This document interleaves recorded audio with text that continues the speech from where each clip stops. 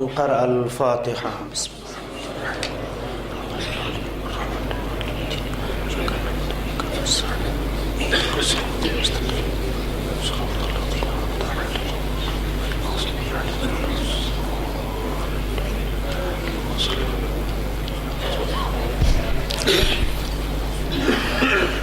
لا حول ولا قوة إلا بالله العلي العظيم. أعوذ بالله من الشيطان الرجيم. بسم الله الرحمن الرحيم. الحمد لله الذي أرسل رسوله بالهدى ودين الحق ليظهره على الدين كله ولو كره المشركون. الصلاة والسلام على سيدنا ونبينا وشفيع ذنوبنا وحبيب قلوبنا وطبيب نفوسنا وأولانا بالقاسم محمد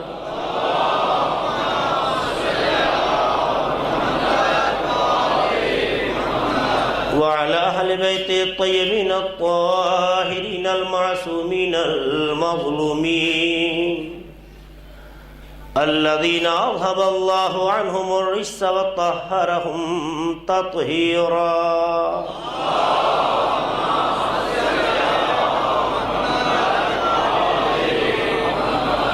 ولعنة الله على أعدائهم وغاصبي حقوقهم ومنكري فضائلهم أجمعين من ليلنا هذا إلى قيام يوم الدين. أما بعد فقد قال الله سبحانه تبارك وتعالى في كتابه المبين وهو أصدق القائلين والصادقين وقوله الحق. بسم الله الرحمن الرحيم. ألا بذكر الله تطمئن القلوب. صلوات محمد محمد علیہ.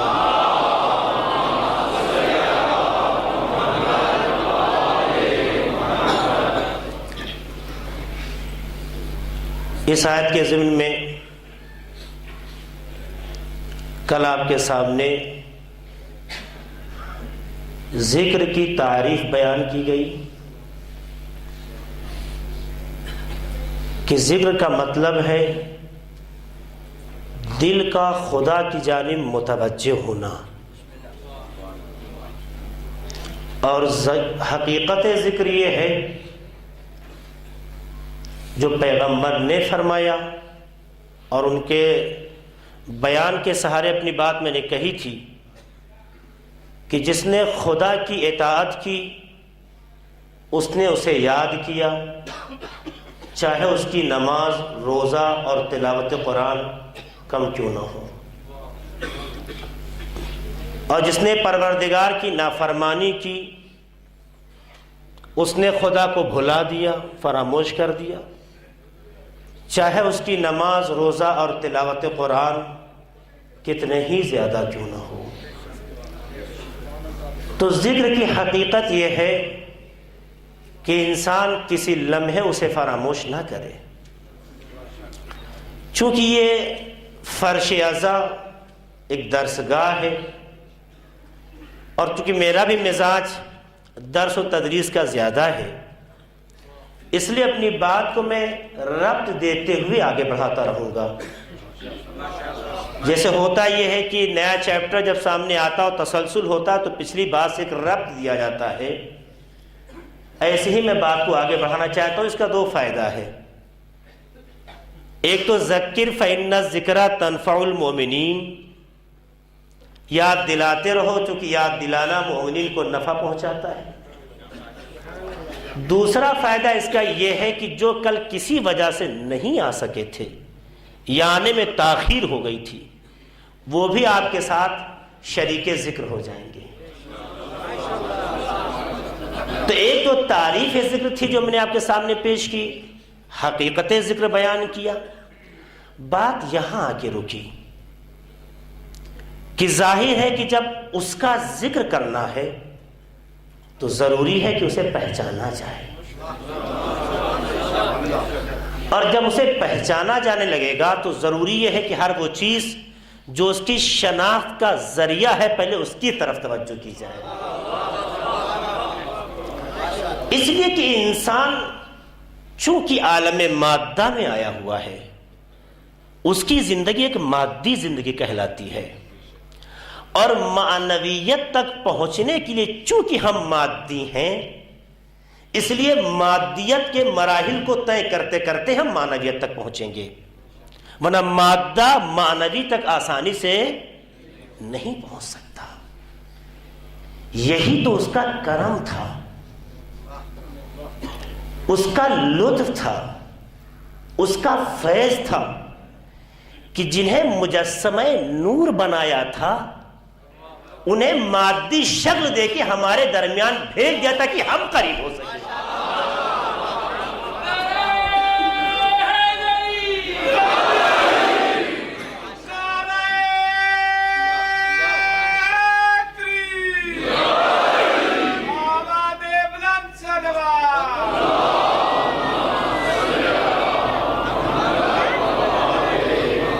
ہماری پوری کوشش یہ رہے گی کہ اس منبر سے جو تربیت اور تعلیم اہل بیت نے ہمیں اور آپ کو دی ہے اس کے مطابق ہی گفتگو رہے، اور بہرحال آپ یہ محسوس کر سکیں کہ آپ یہاں جس امید سے آئے تھے خالی دامن نہیں ہے، کچھ لے کر گئے۔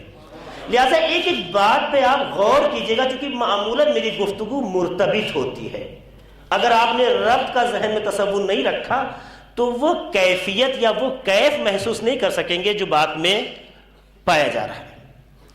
تو دیکھیے پروردگار کا یہ لطف و کرم تھا، یہ اس کا فیض تھا کہ اس نے ان ہستیوں کو جسے نور بنایا تھا، ان کی حقیقت ہی نور تھی، ہمارے مادی وجود کے پیش نظر چونکہ ہم میں کمیاں ہیں، ہم میں نقائص ہیں، ہم میں وہ جوہر نہیں ہے کہ انہیں درک کر سکیں، لمس کر سکیں، تو انہیں لباس مادیت میں اتارا،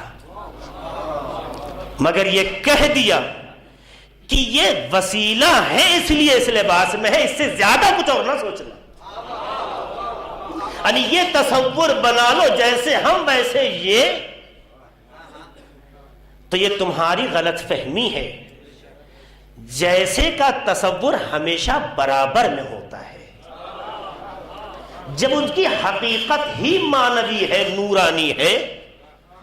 لباس جسم تو ہماری ہدایت کے پیش نظر اس کا کرم ہے جو دیا گیا، تو پھر ہم ان کے جیسے یہ تصور وہی کر سکتا ہے جسے اپنی حقیقت ہی پتہ نہ ہو، یہ جرأت وہی کر سکتا ہے کہ رسول مجھ جیسے ہے جو آج تک خود کی حقیقت کو بھی نہ جان سکا ہو۔ تو چونکہ اس نے ان وسائل کو بھیجا کہ ان کے ذریعے ان تک پہنچ سکیں، تو پھر ضروری یہ ہے کہ پہلے ہم مادی وجود کو پہچانیں۔ تو میں نے کل یہ بات کہی تھی کہ جو جیسا ہوتا ہے ویسا ہی کرتا ہے۔ خدا معصوم ہے یا نہیں؟ گناہ کا تصور نہیں ہے، لہذا اس کے ہاتھ سے جو کمال ہوگا وہ معصوم ہی ہوگا۔ میں عصمت کے مراتب کو جو علم کلام میں بتایا گیا ہے وہ یہاں نہیں پیش کرنا چاہتا، کیونکہ موضوع میرا عصمت نہیں ہے، ورنہ بتاتا کہ عصمت کے مراتب ہیں اور سب سے اعلیٰ مرتبہ اللہ نے اہل بیت کو دیا، وہ ایک الگ منزل ہے۔ لیکن چونکہ وہ باکمال ہے، اس میں کوئی نقص نہیں ہے، اس میں کوئی عیب نہیں ہے، اس میں کوئی کمی نہیں ہے، تو ظاہر ہے کہ جیسی چیز ہوتی ہے ویسے ہی اس کا اثر ہوتا ہے۔ تو ظاہر جب وہ ایسی چیز ہے اس کا اثر ویسا ہوگا، تو جب اس نے ہمیں اور آپ کو بنایا بھی تو معصوم بنایا۔ آنکھ جب دی تھی تو بے گناہ تھی، کان جب دیا تھا تو بے گناہ تھا، زبان جب دی تھی تو بے گناہ تھی، ہاتھ و پیر جسم کے جتنے بھی اعضاء ہیں اس نے بے گناہ اس لیے بنایا تھا چونکہ خود بے گناہ تھا. اور جب ہم اس کی امانت ہیں تو امانت کا تقاضا یہ ہے کہ امانت کو ویسے ہی رکھے جیسے کہ صاحب نے رکھا ہے. یا اگر صرف کرے، خرچ کرے، استعمال کرے تو ویسے کرے جس کی امانت ہے اس کی مرضی کے مطابق ہو. اب ہمیں اور آپ کو یہ طے کرنا ہوگا کیا ہم نے امانت کے معیار کو قائم رکھا کہ نہیں رکھا. اگر ہم نے خدا نخواستہ امانت کے معیار کو قائم نہیں رکھا ہے تو اس زبان سے یہ اچھا نہیں لگتا کہ کسی خائن کو برا کہا جائے. غور کیجئے گا جو کہنا چاہتا ہوں. اسی لیے جب کسی خائن کو انہوں نے خائن کہا کہ جنہوں نے عصمت کے معیار کو محفوظ رکھا، تو اس خیانت پر صرف ان کی زبان نہیں چلی، اس کا ارادہ بھی چلا. واقعات آپ کے سامنے ہیں اور ہم نے دیکھا کہ اس کے اثرات دنیا میں سامنے آئے اور اس منزل پر پہنچ گئے کہ ان کی تربیت میں پلنے والے ویسے نکل گئے کہ جیسے خود تھے. آج کی دنیا میں شاید لوگ یہ تصور کریں کہ اگر ہم میں کمال آ گیا ہے تو دوسرے کے پاس نہ جائے. ہم میں کوئی امتیاز پیدا ہو گیا ہے تو دوسرے میں پیدا نہ ہو. ہمیں کوئی شرف و بلندی مل گئی ہے تو دوسرے کو نہ مل سکے. یہ عام طور سے یہ مزاج پایا جاتا ہے. لیکن جو صاحبان ظرف ہوتے ہیں وہ ایسا نہیں سوچتے، چونکہ ان کا اصل مزاج یہ ہوتا ہے فاصلے ختم کر کے قربت میں بدل دیا جائے. چونکہ یہ مقام اور یہ معیار انہوں نے خدا سے سیکھا تھا. معراج میں جب پیغمبر گیا تو دنا فتدنا عقاب قوسین، قربت کی منزلوں تک پہنچانا اور قریب سے قریب تر کرنا. چونکہ معیار الہی ہے تو جو نمائندے الہی ہوں گے وہ بھی قریب کریں گے. دوریوں کو مٹانا یہ معیار الہی ہے. دشمنی کو محبت میں بدلنا یہ معیار الہی ہے. کم ظرفی کا جواب باظرف ہو کے دینا یہ معیار الہی ہے. ورنہ طاقت کا اگر مظاہرہ ہو تو اس میں ہاتھ کے استعمال کی ضرورت نہیں ہے. ایک اشارہ کر دے تو کائنات کا مزاج بدل جائے. ایک اشارہ کر دے تو کائنات کا مزاج بدل جائے. اور ہم نے اس کے مواقع دیکھے بھی ہیں، بلکہ یہاں تک دیکھا ہے زبان کا استعمال نہیں ہوا مگر اس کا اثر سامنے آ گیا. چونکہ زبان پر لفظ آنے سے پہلے دل کی گہرائی سے شروع ہوتا ہے، اور جس خدا کا معیار دل ہے وہ دل دیکھتا ہے، زبان نہیں دیکھتا.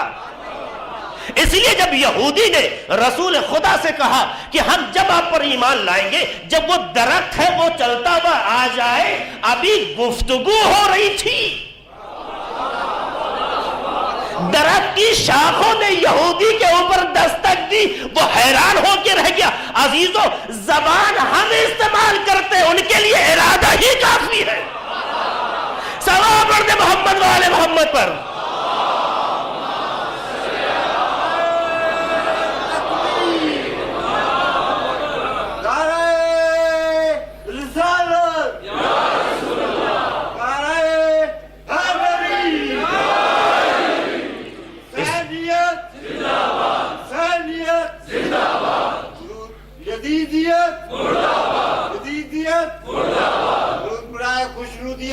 تمہارا بلند تک صلوات.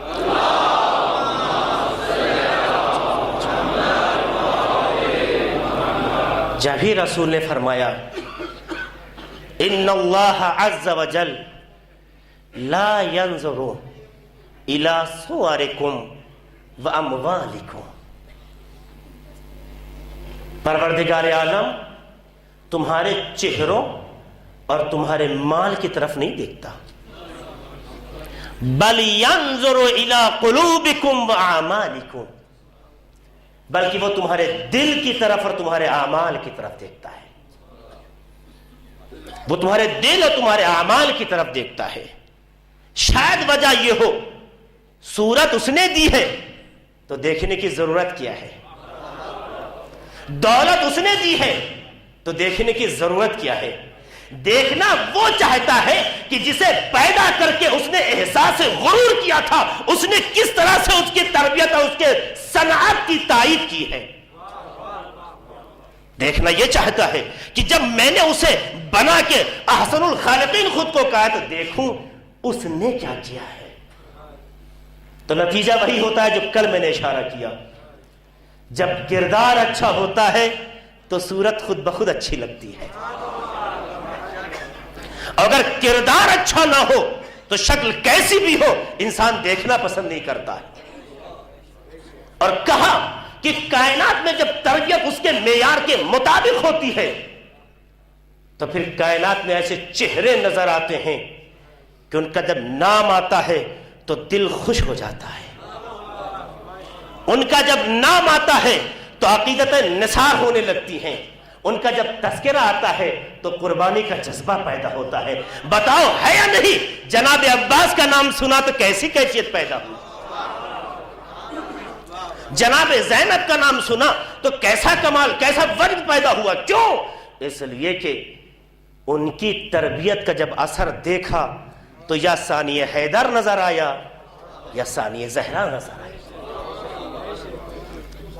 ہمیں اس نگاہ سے دیکھنا ہے جس نگاہ سے انہوں نے دکھایا ہے، اور جب انسان ذکر کی منزل میں ویسا ہو جائے جیسا کہ اس نے ارادہ کیا ہے تو پھر جب کمالات کا ایک سیلاب چلتا ہے تو پھر ہر کسی کو اپنے ساتھ لینے کی کوشش کرتا ہے جس میں ظرف ہو، اور ہم نے دیکھا اس کا اثر بھی دیکھا۔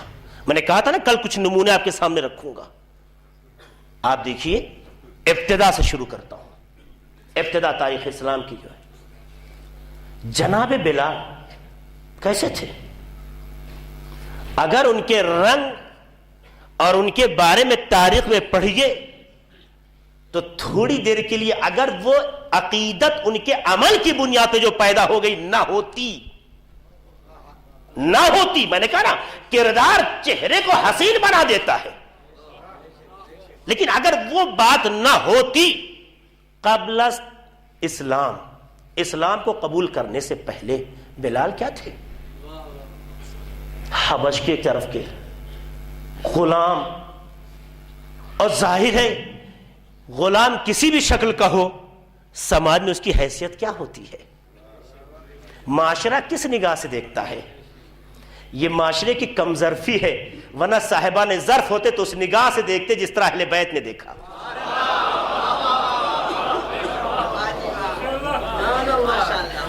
کس غلام کو اہل بیت نے غلام کہا ہے؟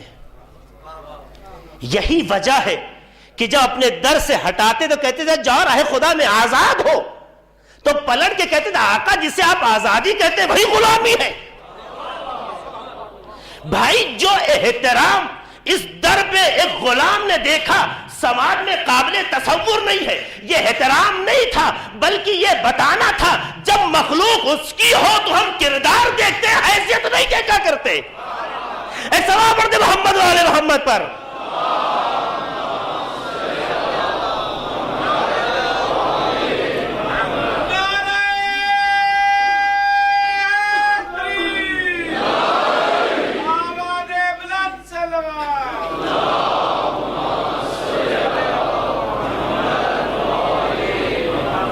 تو آپ محسوس کیجئے یہ بلال ہے، لیکن جب ذکر الہی دل میں اتر گیا اور یہ ذکر معجزن ہو گیا تو آپ دیکھیے دشمن اپنی طاقت کا استعمال کر رہا ہے، اور جو ذکر دل میں اتر چکا ہے اس کا اپنا اثر دیکھیے۔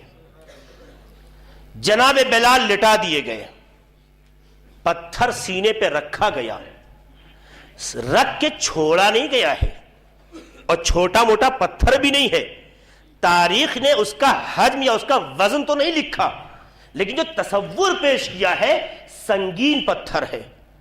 سینہ وہ بھی ایک غلام کا، سینہ وہ بھی ایک غلام کا، کتنا قوی ہوگا؟ اس پہ پتھر رکھا جائے جو تراشا نہیں گیا، اٹھا کے رکھ دیا گیا ہو، جو چبھتا بھی ہے اور رکھ کے چھوڑا نہیں گیا، دبایا جا رہا ہے، مگر لا الہ الا اللہ محمد الرسول اللہ، صلوات پڑھیں محمد علیہ محمد،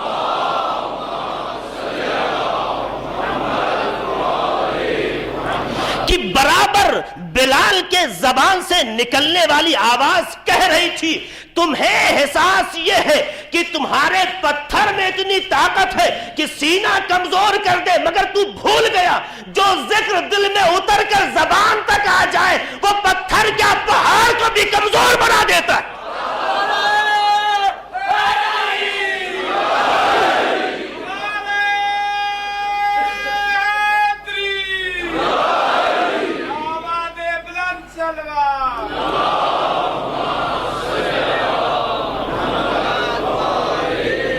اب بات یہی تمام نہیں ہوتی ہے، یہی بلال ہیں، مدینے میں اذان دیتے ہیں، ہمیشہ کے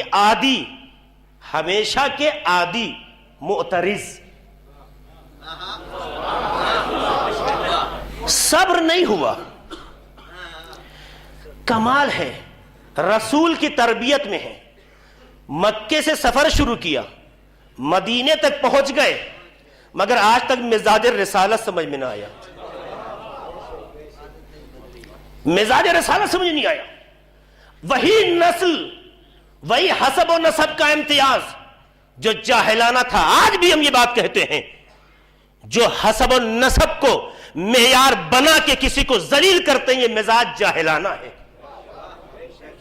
یہ تو خدا نے یہ فیض بخشا ہے، جو آپ یہ ہو گئے وہ یہ نہ ہو سکا، آؤ وہ کام کریں کہ جس کی بنیاد پر وہ جو غلام کہلائے ہیں کہیں ہم جیسوں سے آگے نکل گئے، ان اکرمکم عند اللہ اتقاکم، یہ معیار ہے۔ تو دیکھیے رسول نے اذان کے لیے مؤذن بنا دیا، میں پوری بات کروں گا انشاءاللہ چونکہ اذان بھی ذکر ہے، ذکر کے بڑے مراتب و مراحل ہیں، میں تو یقین رکھتا ہوں کہ پورا عشرہ تمام ہو جائے گا، جتنا میرا مطالعہ ہے اس کا ایک سوم بھی آپ کے سامنے نہیں پیش کر سکوں گا۔ اب آپ دیکھیے اذان کے لیے رکھا، بلال کے لیے تاریخ نے بالاتفاق لکھا ہے کہ بلال کا لہجہ عربی نہیں تھا، لہذا اشہدو کی جگہ اسہدو کہتے تھے، شین کو سین کہتے ہیں۔ ہمارے درمیان اگر کوئی ایسا مؤذن ہو جو صحیح لفظ کا تلفظ نہ کر سکے، جو ظاہری تلفظ ہے، میں مخرج کی بات نہیں کر رہا ہوں، جو ظاہری تلفظ ہے، تو حکم یہ ہے کہ اس سے بہتر لایا جائے، ہمارے لیے حکم یہ ہے کہ بہتر لایا جائے، لیکن بلال ہے، اسلام کی ابتدا ہے، اذان رونق اسلام بن چکی ہے، پروردگار کی طرف بلانے کا پہلا ذریعہ بنا ہوا ہے، اذان پہلا ذریعہ بن گئی۔ اب آپ دیکھیے اس کے باوجود بھی مؤذن ایسا ہے جس کی آواز اور لہجے میں عربی سلاست نہیں ہے، عربی معیار نہیں ہے، لفظ ادا کرتے ہیں مگر جس طرح عرب بولتا ہے نہیں بول پاتے۔ جب معترض نے کہا یا رسول اللہ آپ اس سے بہتر افراد جب موجود ہیں، تلفظ اچھا کرنے والے موجود ہیں، تو انہیں بدل کیوں نہیں دیتے؟ رسول نے کہا تم نے لفظ کی ظاہری شکل کیوں دی، میں نے بلال کی حقیقت دیکھی۔ اور پھر جملہ کہتے ہیں اللہ کو یہی اذان پسند ہے۔ رسول نے ایک معیار قائم کیا، اگر ذکر الہی دل میں اتر جائے تو پھر لہجے پہ نہ جاؤ، اس کے ارادوں کی گہرائیوں کو دیکھو۔ تو قدرت نے بھی آواز دی، اگر بلال اذان نہ کہے تو سو نمودار نہیں ہوگی۔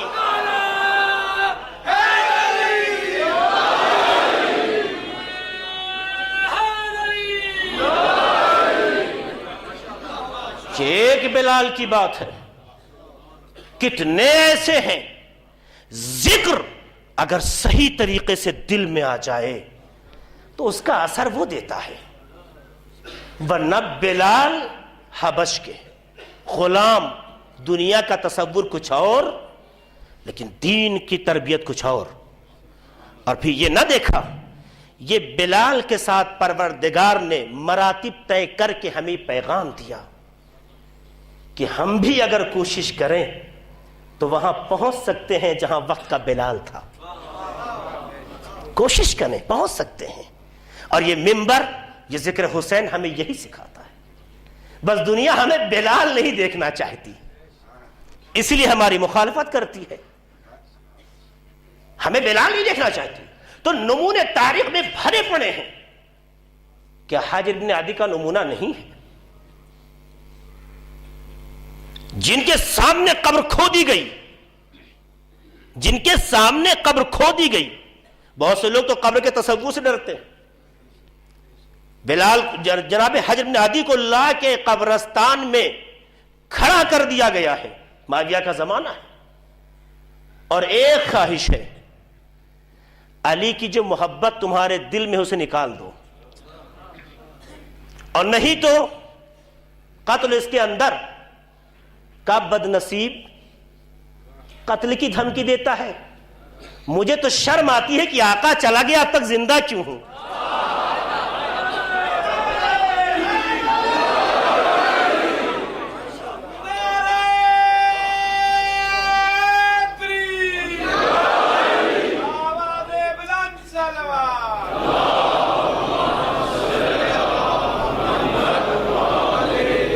یہ وہ نمونے ہیں جن کے دل میں ذکر ہے، جن کے دل میں ذکر ہے. وہ بات بعد میں عرض کروں گا، ذکر علی نے عباد، ابھی وہ منزل میں نہیں پہنچ سکا ہوں. اس کے بہت سے مراحل ہیں اور اس کے بہت سے گوشے ہیں جو آپ کے سامنے رکھنے کی کوشش کروں گا. کہ تو مجھے موت سے ڈراتا ہے. مجھے تو شرم آتی ہے کہ میرا آقا چلا گیا اور میں زندہ کیسے ہوں. یہ جذبہ کب پیدا ہوتا ہے؟ جب ذکر سچا ہوتا ہے. جب ذکر سچا ہوتا ہے. ہم نے تاریخ میں پڑھا کہ ایک مرتبہ معاویہ نے بلایا دربار میں، اور بلانے کے بعد کہا، حجر تم کس علی کی بات کرتے ہو؟ اس علی کی بات کرتے ہو جس نے تمہارے تینوں بیٹے کھا لیے. چونکہ تینوں بچے ان کے جنگ صفین میں کام آ گئے تھے. تینوں بیٹے تمہارے، اور اپنے دونوں بیٹے حسن و حسین کو بچا لیا. دیکھیے، نفسیات پر جب اٹیک ہوتا ہے تو اگر ایمان کچا ہو تو آدمی پھسل جاتا ہے، لیکن اگر ایمان میں پختگی ہو تو 300 بیٹے بھی ہو لیکن پیشانی پہ بل نہیں آتے. اور یہی انداز دیکھا جناب حجر کا. جب اس انداز سے گفتگو ہوتی ہے تو ایسا جواب دیتے. یہ واقعہ جناب حجر کے اعتبار سے بھی ہے، عدی بن حاتم طائی کے بھی اعتبار سے ہے. عدی بن حاتم طائی، اگر کسی موقع پہ ہم اخلاق پیغمبر پہ گفتگو کریں گے تو وہاں اشارہ کریں گے کہ اس طرح سے بلا کے جب نفسیات پہ اٹیک ہوتا تھا تو جن کے دل میں صحیح ذکر ہوتا تھا، خدا کی واقعی یاد آ چکی ہوتی تھی، تو پھر یہ دنیا کے رشتوں پر اتراتے نہیں ہیں. چونکہ ضرورت ہے اس لیے اس کے لیے آگے بڑھ جاتے ہیں. ورنہ خطبہ حمام میں جو مولا کائنات نے جملہ پیش کیا ہے ایسے افراد کے لیے، وہ کہا ہے امام نے، لولا کتب اللہ اجلہم لم تستقر ارواحہم فی اجسادہم طرفت عین شوقا من الثواب وخوفا من العقاب. کہ اگر پروردگار عالم نے ان کی زندگی کو معین نہ کر دیا ہوتا تو ایک لمحے بھی ان کی روح ان کے جسم میں نہ ٹھہرتی. خطبہ میں پڑھیا، اگر پروردگار عالم نے ان کی عمر معین نہ کر دی ہوتی تو یہ وہ افراد ہیں جن کے جسم میں، جن کے بدن میں ایک لمحے کے لیے روح نہ ٹھہرتی. ریزن بھی بتایا، سبب بھی بتایا، کیوں؟ پروردگار تک پہنچنے کے لیے اور عذاب سے بچنے کے لیے۔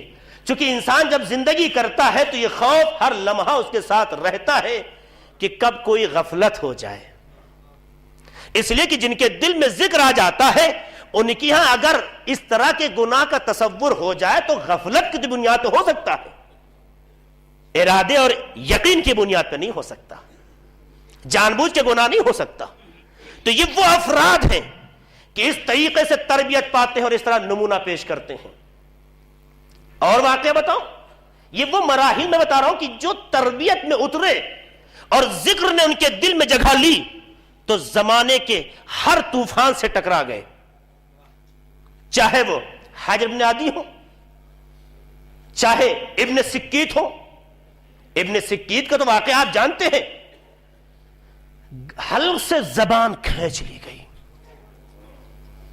مگر علی کی محبت سے دستبردار نہ ہوئے، جناب میسم کے جسم کے اعضاء کر دیے گئے مگر میسم اپنے ارادے میں کمزور نہ ہوئے۔ کیوں؟ میں نے کہا آواز زبان پر آنے سے پہلے دل کی گہرائی سے اٹھتی ہے پھر زبان پر آتی ہے۔ دشمن شاید اپنے خیال کے مطابق یہ سمجھتا تھا کہ ذکر کا تعلق زبان سے ہے، کاٹ لو ختم ہو جائے گی، ہاتھ سے ہے کاٹ لو ختم ہو جائے گا۔ دیکھیے غور کر رہے ہیں آپ، یہ دشمن کی اپنی ناکامی تھی، لیکن جن کے دل میں ذکر آ چکا ہو، جن کے دل میں اہل ذکر کی جگہ بن چکی ہو، اب وہ اعضاء کے کٹنے سے کمزور نہیں پڑتے، کیونکہ جہاں ذکر ہونا چاہیے وہ محفوظ ہے۔ اے صلوات پڑھتے محمد والے محمد پر۔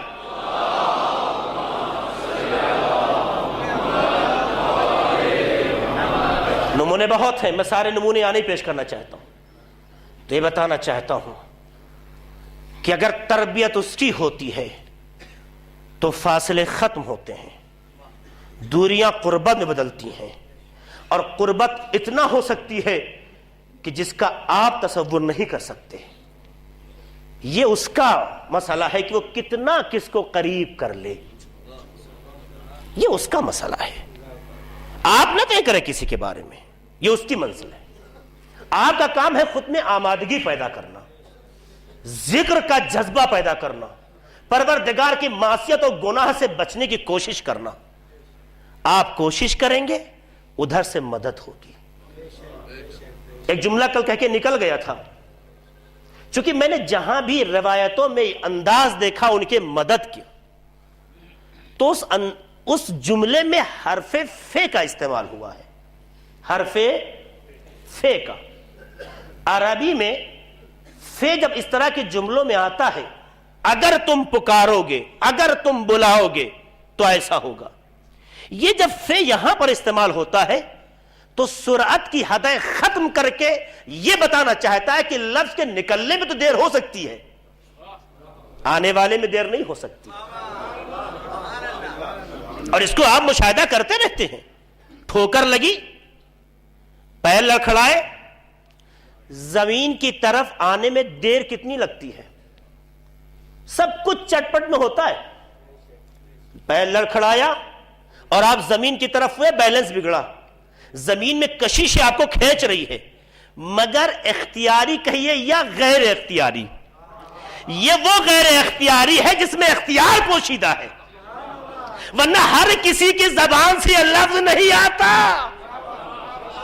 شاید میری بات کی طرف متوجہ نہیں ہوئے، یہ وہ غیر اختیار ہے جس میں اختیار پوشیدہ ہے، لفظ زبان پہ آیا اور آپ سنبھل گئے۔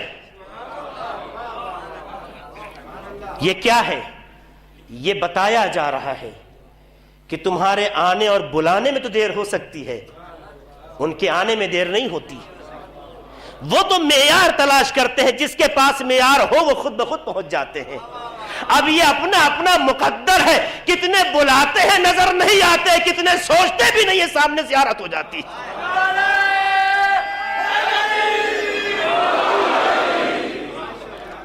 ہمیں اپنے اندر معیار پیدا کرنا ہوگا، اور اگر معیار پیدا ہو جائے تو سب کچھ صحیح ہو جاتا ہے۔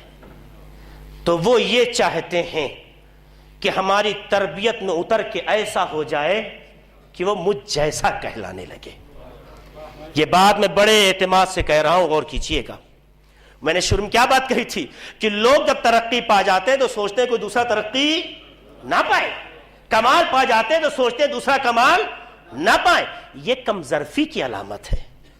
جو باظرف ہوتے ہیں وہ جہالت کو ختم کرتے ہیں، نقص کو ختم کرتے ہیں، کسی کی برائیوں کو اس کی کمزوری نہیں بناتے۔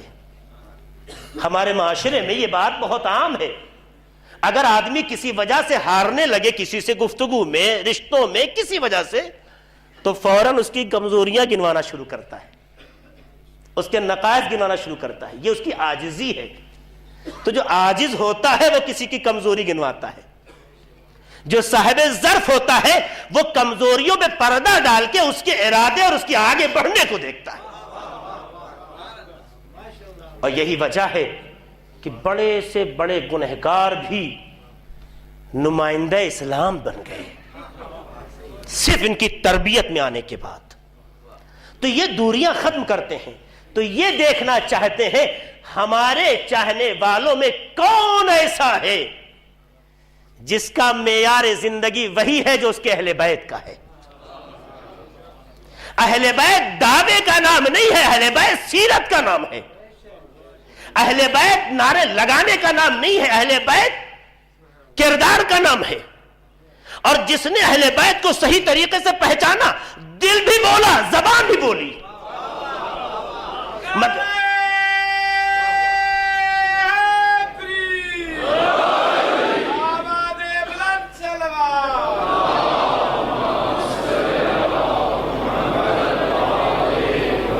اسی لیے انہوں نے ہر آنے والے میں اگر وہ کیفیت دیکھی، مزاج دیکھا، تو اتنا قریب کر لیا کہ سارے فاصلے ختم ہو گئے۔ یہ من اہل البیت خود اس بات کی شہادت ہے، سارے فاصلے ختم کر دیے۔ تربیت ہو تبھی تو دیکھا۔ اب تربیت کے انداز کو دیکھیے آپ، مدینے میں اصحاب بیٹھے ہوئے اور وہی جاہلانہ افتخار، ہمارا حسب و نسب یہ، ہمارے پاس یہ، ہمارے پاس یہ۔ اس کے بعد وہ جناب سلمان کی طرف متوجہ ہوتے ہیں، کہتے ہیں تم کون ہو؟ تم کون ہو؟ دیکھیے جب تربیت ہوتی ہے تو اس کا اثر کیا ہوتا ہے یہ بتانا چاہتا ہوں۔ تم کون ہو؟ تو جملہ ہے تاریخ کا، روایتوں نے بھی سہارا دیا ہے، تو کہتے ہیں انا عبد محمد۔ وہ تو فلاں ابن فلاں بتاتے ہیں، تمہارا حسب و نسب کیا ہے؟ کہا محمد۔ کہا تمہاری پہچان کیا ہے؟ محمد۔ غور کیجئے آپ، ہر چیز میں پہلے تم کون؟ عبد محمد۔ پہچان کیا؟ محمد۔ حیثیت کیا؟ محمد۔ اے عزیزو، اگر تربیت صحیح ہو تو مزاج اتنا خود بخود بلند ہو جاتا ہے کہ اپنے کو ہمیشہ طالب محمد میں دیکھتا ہے۔ اور اہل بیت یہی چاہتے ہیں ہمارے چاہنے والوں کی تربیت ایسی ہو کہ جب اس سے پوچھا جائے تو زبان خاموش ہو، کردار بولے۔ ثواب اور دے محمد والے محمد پر۔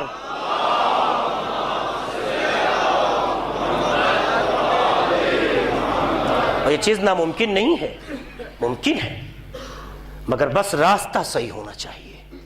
ہمیں بھی چاہیے کہ دوریاں ختم کریں، ہمیں بھی چاہیے کہ اپنی پہچان ویسی بنائے جیسے کہ اہل بیت نے۔ اسی لیے ہم نے دیکھا صادق آل محمد امام جعفر صادق علیہ السلام نے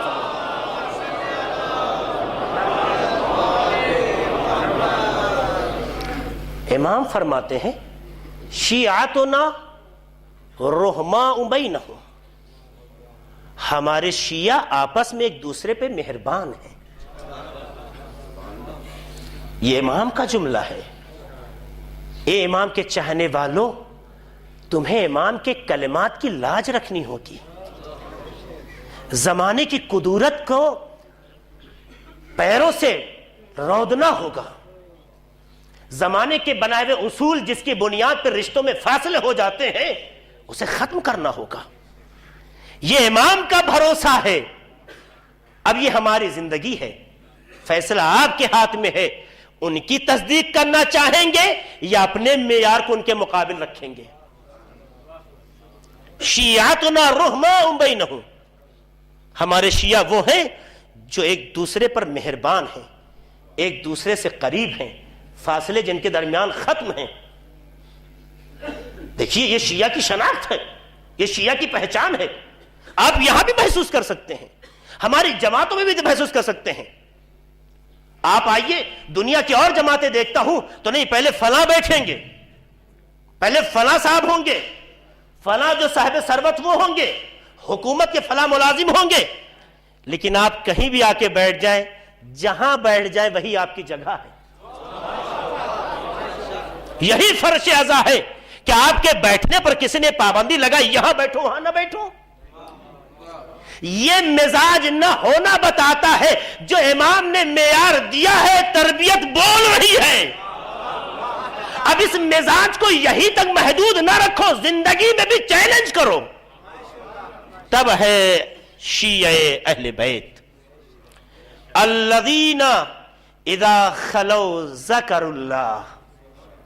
امام فرماتے ہیں کہ ہمارا شیعہ وہ ہے جو آپس میں مہربان ہے, اور پھر جب یہ تنہائی اختیار کرتے ہیں, خلوت اختیار کرتے ہیں, تو اللہ کو یاد کرتے ہیں. تنہائی میں گناہ کی طرف ذہن نہیں جاتا, فاسد باتوں کی طرف توجہ نہیں جاتی. جس سے ذہن کو سکون نہ ملے ادھر ذہن نہیں جاتا, جس سے دل کو سکون ملے ادھر ذہن جاتا ہے. الذین اذا خلوا ذکروا اللہ. جب وہ خلوت کرتے ہیں, جب وہ تنہائی میں جاتے ہیں تو اللہ کو یاد کرتے ہیں. یہ پہلی چیز. اور اس کے بعد عجب جملہ ہے جو اس کے آگے فرمایا امام نے, عجیب انداز سے امام فرماتے ہیں, کہتے ہیں وَإِذَا. اب دیکھیے جملہ بہت قیمتی ہے, وَإِذَا ذُكِرْنَا ذُكِرَ اللہ. میری شروع کی بات مرتبط ہو گئی. کیوں ایسا کرتے ہیں؟ اس لیے کہ جب ہم یاد کیے جاتے ہیں تو خدا کا تذکرہ ہوتا ہے. دیکھیے کچھ پہلے کیا کہا, ذکر اللہ, اللہ کو یاد کرتے ہیں. اس کے آگے کا جملہ اذا ذکرنا ذکر اللہ. جب وہ ہمیں یاد کرتے ہیں تو اللہ کا تذکرہ ہوتا ہے. اب بات سمجھ میں آئی؟ اب بات سمجھ میں آئی. ذکر الہی کا ایک سب سے عظیم مصداق کیا ہے؟ ذکر الہی کا سب سے عظیم مصداق ہے اہل بیت کو یاد کرنا. اگر انسان اہل بیت کو یاد کرتا ہے تو خدا کو یاد کرتا ہے. یہ کیوں؟ یہ اس لیے کہ انہوں نے اپنی زندگی میں کوئی بھی عمل اپنے لیے نہیں کیا.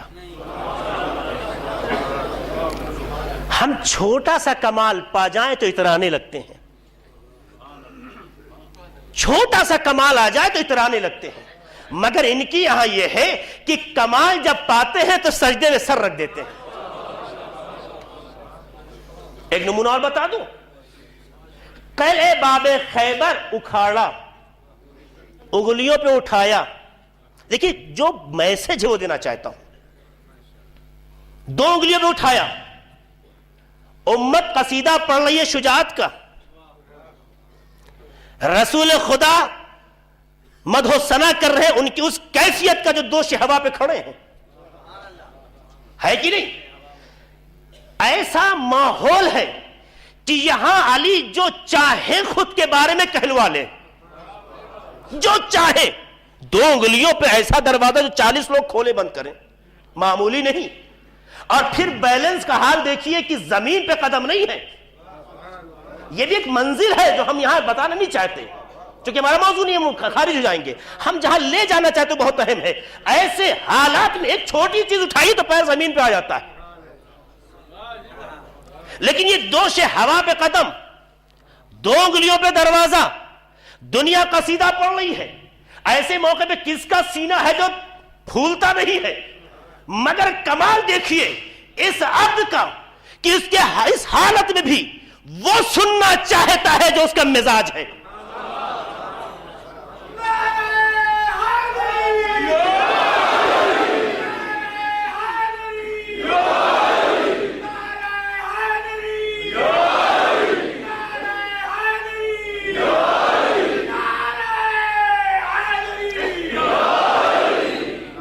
اس حالت میں بھی وہ سننا چاہتا ہے جو اس کی تربیت ہے، جو اس کا مزاج ہے. کیا جملہ کہتے ہیں؟ ما قلعت باب خیبر بقوتی. تم سمجھتے ہو یہ قلعہ خیبر میں نے اپنی طاقت کا مظاہرہ کیا ہے، بل بقوت الربانیہ، یہ خدا کی قدرت ہے جو اپنی تعریف میں بھی خدا کی تعریف تلاش کرے اسے علی کہتے ہیں.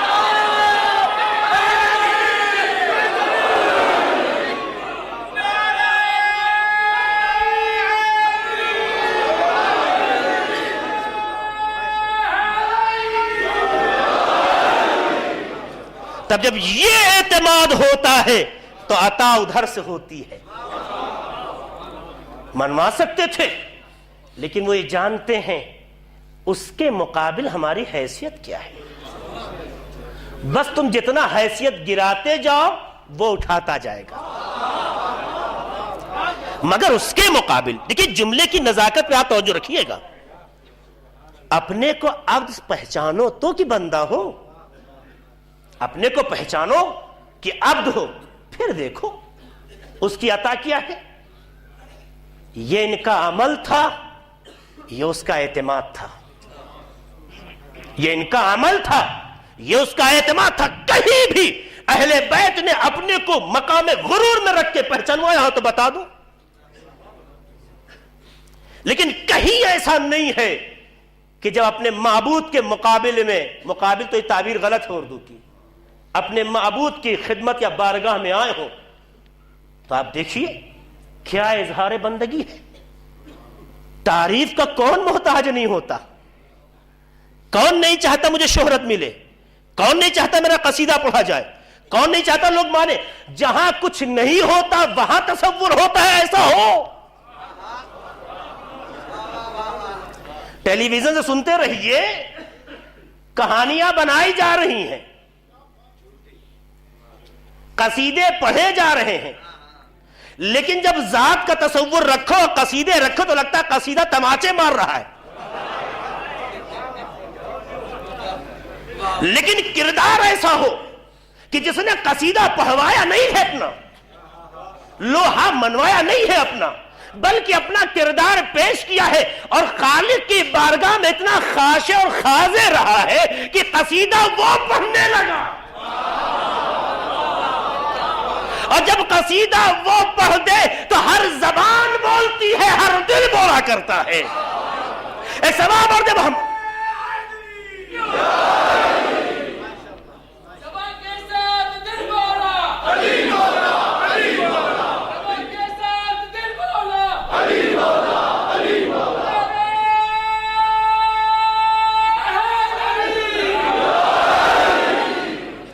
تو میں بات عرض کر رہا تھا کہ ذکر اس منزل پہ ہوتا ہے کہ اگر واقعی ذکر ہو تو پھر بندہ اپنی حیثیت کو یوں پہچاننے لگتا ہے. اور معصوم یوں آ کے تعلیم دیتے ہیں، اذا ذکرنا ذکر اللہ. جب ہمارا تذکرہ ہوتا ہے تو اللہ کا. کیوں؟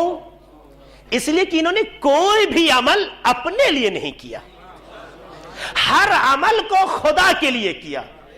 تو جب عمل خدا کے لیے ہے تو جب اس عمل کا آپ ذکر کریں گے تو کس کا ذکر ہوگا؟ خدا کا ہوگا. وَإِذَا ذُكِرَ عَدُوِّنَا ذُكِرَ الشَّيْطَانِ، اس حدیث کا آخری جملہ. اور جب ہمارے دشمنوں کا تذکرہ ہوتا ہے تو شیطان کا تذکرہ ہوتا ہے. ہمارے جب دشمنوں کا تذکرہ ہوتا ہے تو شیطان کا تذکرہ ہوتا ہے. اب یہیں پر ایک شیطان کی بات کہتا ہوں. شیطان ایک دن جناب نوح علیہ السلام کی خدمت میں آیا. یہ حدیث بہار میں بھی ہے، کافی میں بھی ہے. اور آنے کے بعد کہا یا نبی اللہ ہم آپ کو نصیحت کرنا چاہتے ہیں. شیطان بھی کبھی کبھی لگتا ہے سدھرنے کا خواب دیکھتا ہے. میں پوری تفصیل میں نہیں جانا چاہتا, اپنی بات کو ثابت کرنے کے لیے اس کا سہارا لے رہا ہوں. میں نصیحت کرنا چاہتا ہوں, ختم و نصیحت, بس تم میرے پیچھے اور میرے ٹو میں نہ رہو, یہ کافی ہے. بس ہمیں تمہاری نصیحت کی ضرورت نہیں ہے. جہاں شیطان نہیں آدمی خود کو ٹھیک ہوتا ہے. جناب نوح نے کہا اس کی ضرورت نہیں, لیکن اس کا اصرار بڑھا. جناب نوح خاموش ہیں اور بار بار جب بھی زبان کھولتے تو یہ کہتے ہیں دیکھو تمہاری نصیحت کی ضرورت نہیں. ایک مرتبہ جبرائیل آئے اور کہا یا نبی اللہ خدا کہنا چاہتا ہے ان کلمہ, اگر آپ اس سے گفتگو کریں, وسلہ سوالات کا ایک سلسلہ رکھیں, سأنطقہ علیہ بحجت علیہ, تو میں اس کی زبان پر ایسے کلمات جاری کراؤں گا جو خود اس کے خلاف حجت ہو. پروردگار عالم نے جناب نوح کے سامنے ایک معیار رکھا. کیا؟ اگر شیطان سے محو گفتگو آپ ہوتے ہیں, ان کلمہ, اگر آپ اس سے بولیں, گفتگو کریں, تکلم کریں, تو کیا میں اس کی زبان پر ایسے کلمات جاری کراؤں گا جو اس کے خلاف حجت ہو. اب ہم سے یہ نہ پوچھو یہ اہل بیت دشمنوں سے بات کیوں کرتے تھے, ہم سے یہ نہ پوچھو یہ بات کیوں کرتے تھے. یہ بات اس لیے کرتے تھے کہ خدا کا ارادہ ہوتا تھا کہ بات کریں, تو اللہ بھی ان کی زبان پہ وہ جاری کراتا تھا جو ان کے خلاف حجت ہو, چاہے غدیر ہو.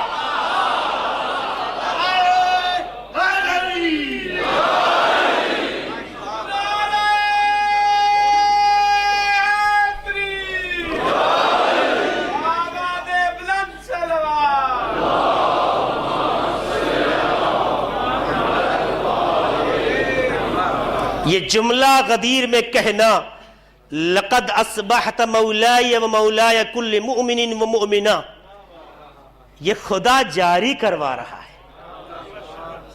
اقیلونی وعلی منکم, مجھے چھوڑ دو علی تمہارے درمیان میں ہے. یہ کہنا کہ افضل کائنات علی ہیں, یہ کہنا لولا علی لہلک, اگر علی نہ ہوتے, یہ اعتراف نہیں تھا بلکہ وہ حقیقت تھی جو خدا زبان پہ حجت کے طور پہ جاری کروا رہا. یہ معیار نوح کے زمانے میں دیکھا اور یہ ختم نہیں ہوا, اس کے اثرات تاریخ میں دیکھے. اب دیکھیے کس انداز سے گفتگو ہے. جب یہ پیغمبر کو خبر دے دی گئی تو ظاہر ہے کہ حکم خدا ہے, اب تو گفتگو ہونی ہے. ہاں بھائی کیا بات ہے, تو تمہیں بھی سن لوں کیا کہنا چاہتے ہو. تو میرا کہتا ہے کہ آپ نے میرے پر بہت بڑا احسان کیا ہے. میں اس بات کو انشاءاللہ کل تفصیل سے پیش کروں گا, بات کو یہیں ختم کر دوں چونکہ وقت میں گنجائش نہیں ہے. اصل جملہ اس کا پیش کرنا چاہتا ہوں. یہ کل بتاؤں گا کہ کیوں اس کے دل میں جذبہ ہوا کہ جناب نوح کو آ کے نصیحت کرے, اس کا ریزن کل انشاءاللہ. کہتا ہے جملہ اِنَّا اِذَا وَجَدْنَا ابْنَ آدَمَ شَحِيحًا او حریصًا او حسودًا. غور کیجئے گا کہ جملے پہ غور کیجئے گا, میسج ہے, پیغام ہے کہ شیطان کس انداز سے جناب نوح کے سامنے آ کر ایک نصیحت کی بات کرتا ہے. اِنَّا اِذَا وَجَدْنَا ابْنَ آدَمَ, جب ہم فرزند آدم کو پاتے ہیں, شحیحاً, بخیل و کنجوس. عربی میں لفظ بخیل بھی آیا ہے, شہی بھی آیا ہے. بخیل اور شہی میں فرق یہ ہے کہ کنجوس وہ ہوتا ہے جو خرچ نہیں کرتا, اور شہی وہ ہے کہ اگر اسے دیا بھی جائے تو لینے پر راضی نہیں ہوتا، نہ کہ وہ جو نفس کا اور ضمیر کا اچھا، وہ بات نہیں ہو رہی ہے، چونکہ اس کے مزاج میں ہے نہ لینا چاہیے نہ دینا چاہیے، کیونکہ اسلام کی نگاہ میں مذموم ہے، ہر جگہ یہ چیز صحیح نہیں ہے۔ تو کہتا ہے کہ جب میں، اور وہی وجدنا اس نے کہا ہے، وجد تو نہیں کہا، وجد تو یعنی میں پاتا ہوں، وجدنا یعنی ہم پاتے ہیں۔ اس کا مطلب ہے کہ بات صرف شیطان ایک فرد کی نہیں ہے، پورے قوم اور لشکر کی ہے اس کے، یعنی ہمارا گروہ جب فرزند آدم کو اس ناز پاتا ہے، شہیحن بخیل، حسودن حسد کرنے والا، حریصن لالچی، عجولن اجلت پسندی سے کام لینے والا۔ تو دیکھیے جملہ اس کا غور کیجئے گا، 4 باتیں اس نے کہی، بخل، اجلت، حسد، حرص۔ اگر میں اس انداز میں پاتا ہوں تو جملہ ہے تلقف نہ ہو تلقف القرى، تو میں ایسے انسان کو، فرزند آدم میں ایسے انسان کو جس طرح سے فٹ بال کو پیر سے مارا جاتا ہے کھیلتا ہوں۔ دیکھیے یہ تشبیہ ہے وہاں استعمال ہوئی ہے، اس میں کہ گیند کو جس طرح سے، میں بات کو سمجھانے کے لیے قریب کرنے کہتا ہوں، جس طرح فٹ بال کو کھلاڑی ادھر سے ادھر ادھر سے ادھر مارتے ہیں، ایسے اسے میں کھیلنے لگتا ہوں۔ اچھا کیوں؟ اس لیے کہ اس کے اندر کنجوسی ہے، اس لیے کہ اس کے اندر حسد ہے، اس لیے کہ اس کے اندر لالچ ہے، اس لیے کہ وہ اجلت پسند ہے۔ جب یہ باتیں اس کے اندر پیدا ہو جاتی ہے تو ہم اسے کھیلنے لگتے ہیں۔ اب یہ کہتے ہیں فَإِنِ اجْتَمَعَتْ لَنَا هَذِهِ الْأَخْلَاقِ، اور جب یہ صفات اس کے اندر جمع ہو جائیں، پھر سنیے گا، صفات کیا؟ کنجوسی، لالچ، حسد اور اجلت پسندی، جب اس کے اندر یہ صفات جمع ہو جائیں، فَسَمَّيْنَاهُ شَيْطَانًا مَرِيدًا، تو ہم ایسے انسان کا نام شیطان رکھتے ہیں۔ جناب نوح سے شیطان آ کے اپنی برادری کی بات کر رہا ہے اور کہا دیکھو ہماری برادری کے افراد بھی تمہارے ہی درمیان ہوتے ہیں، اگر ان کے اندر بخل پایا جائے، حرص پایا جائے، عجلت پسندی پائی جائے، حسد پایا جائے، تو یہ کسی اور کے نہیں ہمارے آدمی ہے۔ اب تاریخ کے صفحات کا مطالعہ کرو، امام نے جو یہ کہا ہے اذا ذکرنا ذکر اللہ و اذا ذکر عدونا ذکر الشیطان، اور جب ہمارے دشمنوں کا تذکرہ ہوتا ہے تو شیطان کا تذکرہ ہوتا ہے۔ اس کا مطلب یہ ہے کہ دشمن اہل بیت وہ ہے جو کنجوس ہو، حریص ہو، بخیل ہو، حسد پایا جائے، عجلت پسندی سے کام لے۔ ثواب اور محمد و آل محمد پر۔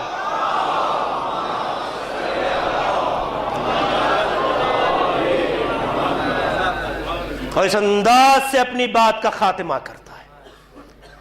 اب جب صفات دشمنان اہل بیت کے پتہ چل گئے تو اب غنی کہنے سے مسئلہ حل نہیں ہوگا۔ ایک ثواب اور محمد و آل محمد پر۔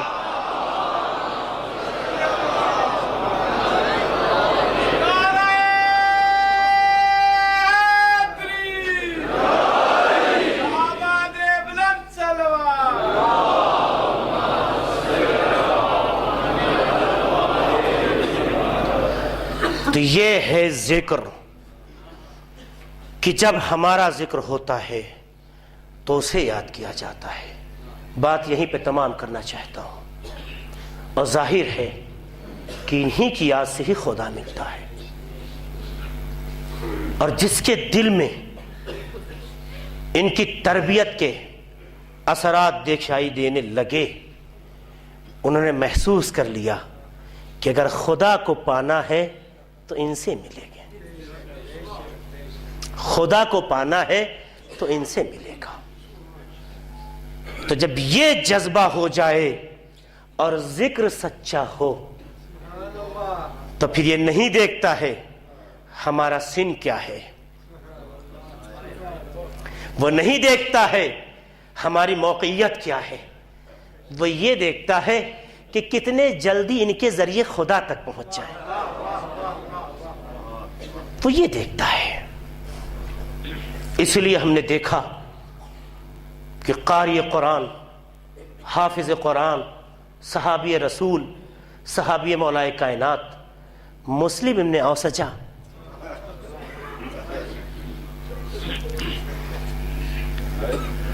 جیسے ہی جناب حبیب ابن مظاہر کوفے میں خبر دیتے ہیں،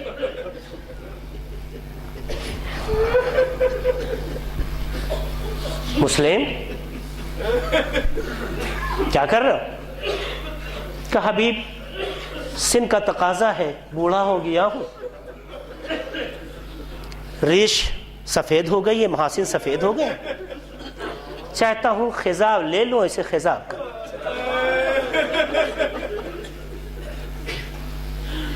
عزادارو، مسائل میں پورا سناؤں گا، مگر یہیں رک کے ایک بات کہنا چاہتا ہوں۔ آج 2 محرم ہے،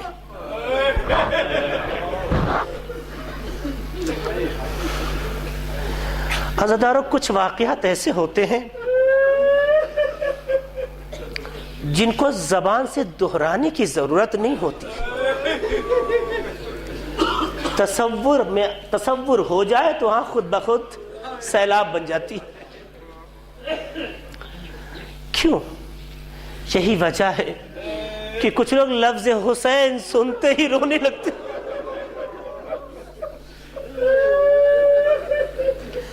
کربلا کی مظلومیت کچھ ہے ہی اس طرح کی، کربلا کی داستان کچھ ہے ہی اس طرح کی عزاداروں کہ کربلا کا نام آیا دل محزون ہو گئی۔ ہم تو اس وقت پیدا ہوئے جب واقعہ رونما ہوئے 1400 سال کے قریب ہے، جناب آدم اس وقت روئے جب ابھی واقعہ رونما نہ ہوا تھا، جناب شیش اس وقت روئے جب یہ واقعہ رونما نہ ہوا تھا۔ میں وہ جبرائیل کی گفتگو نہیں یہاں پیش کر سکوں گا چونکہ دامن وقت میں گنجائش نہیں کہ جب جناب آدم کو خبر دی ہے تو جناب آدم کتنا روئے۔ انبیاء گزرے ہیں، ابھی واقعہ رونما نہیں ہوا مگر روئے ہیں۔ بچہ پیدا ہونے پر کون ہے جو خوش نہیں ہوتا؟ وہ بھی رسول کے گھر میں چہیتی بیٹی کے گود آباد ہو رہی ہے، ذرا سوچو کون نانا خوش نہیں ہوتا ہے؟ مگر حسین کے پیدا ہوتے رسول ہو۔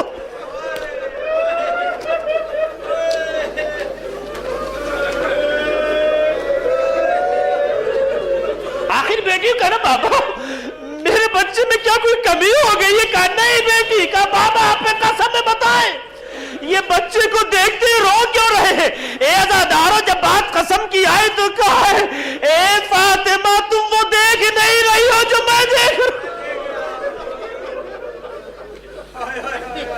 عزادارو جس منظر کی وہاں پر خبر دی تھی آج 2 محرم ہے اس کا آغاز ہو رہا ہے۔ حسین کا یہ مختصر سے قافلہ سرزمین کربلا میں پہنچ گیا، خیام لگا دیے گئے، امام حسین ہے، جناب عباس ہے، پہرا دے رہے ہیں۔ ایک مرتبہ جناب زینب کے خیمے سے رونے کی آواز۔ اے عزادارو یہ میں نے روایتوں میں پڑھا تھا، زندگیوں میں کافی لوگوں سے اس کی تصدیق سنی ہے، کیا کہ ماں مر جانے کے بعد بھی اپنی اولاد سے دور نہیں ہوتی۔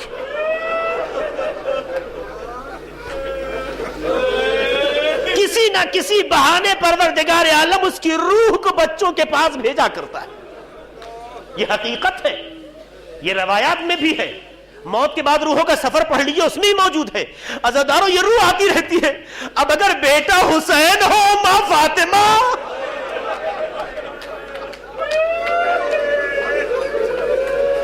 تو آخر وہ کیسے قبر میں رہ سکتی تھی؟ یہی وجہ تھی جب یہ خیام لگ گئے ہیں تو تیرے خیمہ سے مطلب جناب زینب بلاتی ہے امام حسین کو، آتے کہ بھیا یہ جگہ کچھ مناسب نہیں لگتی، بھیا کچھ حالات ایسے لگ رہے ہیں یہاں کہ شاید ہمیں یہاں نہیں رکنا چاہیے. کہا بھائی نا ماجرا کیا ہے؟ کہا بھیا جب سے یہ خیمہ لگا ہے نا پشت خیمہ سے کسی بیوی کے رونے کی آواز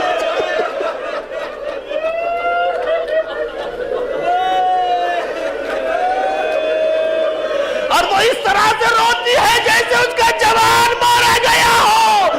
سر پہ ہاتھ رکھ کے کہتے ہیں بہن زینب پہچانا نہیں، یہ ہماری اور تمہاری ماں فاطمہ.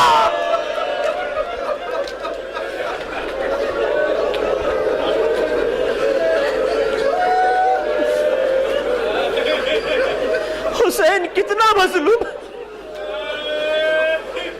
بس دارو کربلا شروع ہو گئی.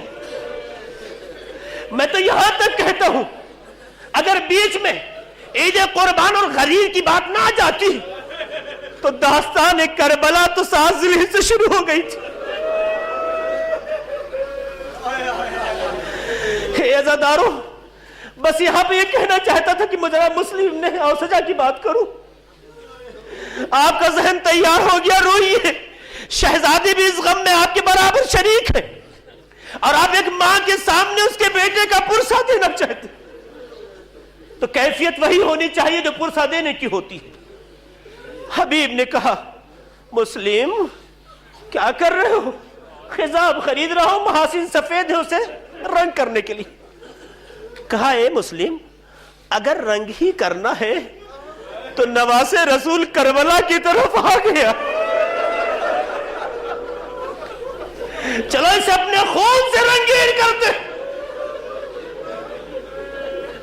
سوچو مظلومیت کیسی تھی کہ 100 سال کا جو ہے صحابی جو سیدھا کھڑا نہیں ہو سکتا تھا، کمر میں اگر رومال نہ باندھ لے، شال نہ باندھ لے تو سیدھا کھڑا ہونے کی جسم میں طاقت نہیں ہے، مگر ذکر دل میں ہے تو اتنا قوی ہے کہ بڑھ گیا اپنے آقا کی طرف. اور سب سے پہلے جب شب عاشور امام کی گفتگو ہو گئی، چراغ گل کر دیا گیا، تو علماء بھی پڑھتے ہیں، بعض تاریخیں بھی لکھتی ہیں کہ جب چراغ روشن کیا گیا ہے تو سب سے آگے مسلم نے اوسجا تلوار کو گردن سے قریب کیے ہوئے کہتے ہیں آقا میری محبت کا امتحان نہ لیجیے. آپ کہتے ہیں آپ کو چھوڑ کے چلا جاؤں، اس لیے زیارت ناہیہ میں یہ جملہ قید ہے.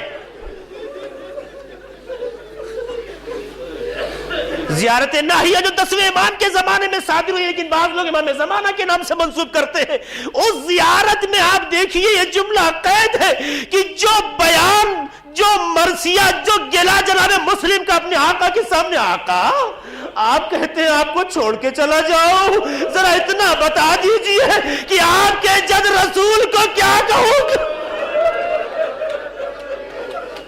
پورے جملے زیارت کے جو میں پڑھ رہا ہوں اردو میں، عزادارو وقت میں گنجائش نہیں سے عربی چھوڑ رہا ہوں. ابراہیم کہتے ہیں آقا آپ میرے سن و سال کو نہ دیکھیے، اگر ہاتھوں میں تلوار چلانے کی طاقت نہ ہوئی، اے آقا اگر ہمارے پاس آپ کے دفاع کے لیے جسمانی طاقتیں نہ رہ گئی تو یاد رکھیے گا میں پتھر کو لے کر دشمنوں کو اس وقت تک مارتا رہوں گا جب تک اس جان میں جان ہے، مگر کوئی پتھر آپ کی طرف نہیں آنے.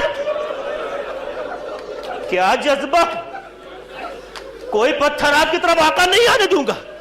اور آقا میں اگر ایک بار نہیں 70 بار بھی ٹکڑے کر دیا جاؤں تو میرے آقا جب بھی مجھے جسمانی طاقت دی جائے گی آپ پر فدا ہونے کا جذبہ. اور وہی ہوا. اب زیارت ناہیہ میں پہلا شہید، اولا شہید شہد للہ، یہ زیارت ناہیہ میں ہے. سب سے پہلا شہید کہا گیا معصوم کی زبان میں، چاہے یہ زیارت بقول بعض افراد امام زمانہ سے ہو، چاہے یہ 10ویں امام سے ہو، لیکن ایک معصوم کی زبان سے پہلا شہید مسلم نے اوسجا کو کہا گیا. اب انداز شہادت دیکھی، جناب مسلم نے حملہ کیا. ظاہر ہے بھوک و پیاس کا غلبہ بھی ہے، سن کا تقاضا بھی ہے، وہ لمحہ آتا ہے کہ مسلم زمین پر آ جاتے، بس جیسے مسلم زمین پر آئے آقا سرحانے پہنچ گیا، دیکھا مسلم کے لبوں سے خون جاری ہے، مختلف جسم کی جگہ پہ زخم لگے ہوئے اور خون جاری ہے۔ عزادارو، ہوتا یہ ہے کہ جب جسم سے خون نکلنے لگے تو پیاس کی طلب بڑھ جاتی ہے۔ جسم سے اگر خون نکلنے لگے، خون بہنے لگے تو پیاس کی طلب بڑھ جاتی ہے۔ امام پہنچے ہیں اور ایک جملہ کہتے ہیں، فَمِنْهُمْ مَنْ قَضَى نَحْبَهُ وَمِنْهُمْ مَنْ يَنْتَظِرُ وَمَا بَدَّلُوا تَبْدِيلًا۔ اے مسلم گھبراؤ نہیں، ہم بھی آ رہے۔ حبیب ہی چونکہ رشتہ دار ہوتے تھے، پہنچ گئے کہ اے مسلم، اگر یہ نہ ہوتا کہ میں کچھ دیر کے بعد تم سے آ ملوں تو میں تم سے خواہش کرتا۔ آخری لمحے میں ہر کسی کی ایک تمنا ہوتی ہے کہ کوئی پیغام ہو، کوئی وصیت ہو، میسج ہو تو بچوں تک پہنچا دیا جائے۔ مجھ سے وصیت کر دو، میں بیان کر دوں گا۔ اے عزادارو، اس لمحے میں خون بہ رہا ہے۔ جب یہ جملہ سنا آنکھیں کھولی اور بتا کہا اوسی کا بہذا، اے حبیب، سننے اور عمر نے ہم مہلت نہیں دی ہے، میں دنیا سے گزر رہا ہوں، لیکن میری وصیت اتنی ہے کہ میرے آقا حسین کو تنہا نہ چھوڑنا، میرا آقا کربلا میں تنہا نہ ہو، جب تک جان میں جان ہے آقا کی طرف کوئی حملہ نہ ہو سکے، میرے آقا کی حفاظت کرنا۔ انا للہ و انا الیہ راجعون۔ سیعلم الذین ظلموا ای منقلب ینقلبون۔ پروردگار ہمارے اس مختصر سے عمل کو قبول فرما، جو بے روزگار ان کو روزی عطا فرما، جو بے اولاد ان کو اولاد عطا فرما، جن کی جو تمنا اور حاجتیں پوری کر دے۔ پروردگار تجھے واسطہ ہے محمد وآل محمد کا، جو ہمارے درمیان سے اس سال نہیں رہے، گزر گئے ہیں، جوار رحمت و مغفرت میں جگہ عطا فرما۔ امام حسین کے عزاداروں میں شمار فرما، آقا حسین کی معیت نصیب فرما، جو ہمارے درمیان بزرگ موجود ہیں ان کا سایہ ہمارے سروں برقرار رکھنا۔ پروردگارہ ہمارے جوانوں کی، ان عزاداروں کی حفاظت